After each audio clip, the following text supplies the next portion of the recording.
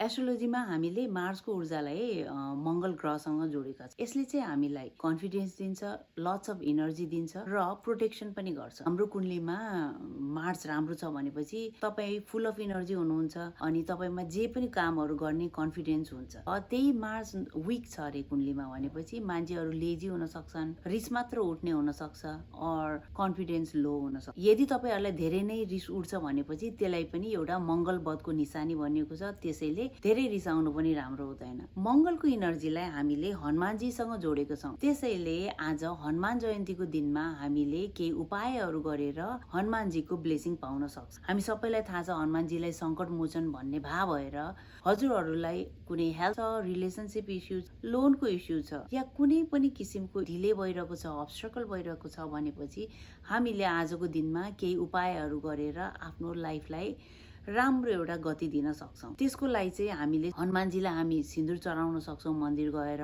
चमेलीको तेलमा बत्ती बाल्न सक्छौँ या चमेलीको तेल चढाउन सक्छौँ। यदि यहाँहरू विदेशमा हुनुहुन्छ र केही गर्न सक्नु हुँदैन भनेपछि हनुमानजी रामको नामले असाध्यै प्रसन्न हुनुहुन्छ। त्यसैले हामी रामको नाम जप्न सक्छौँ। यदि तपाईँहरूसँग टाइम छ भनेपछि हामीले 108 टाइम्स और मोर रामको नाम पनि लेख्न सक्छौँ। त्यस्तै गरेर मैले एउटा यन्त्र राखेको छु, यहाँहरूले यो यन्त्र पनि बनाउन सक्नुहुन्छ। यो चाहिँ प्रोटेक्सन यन्त्र हो।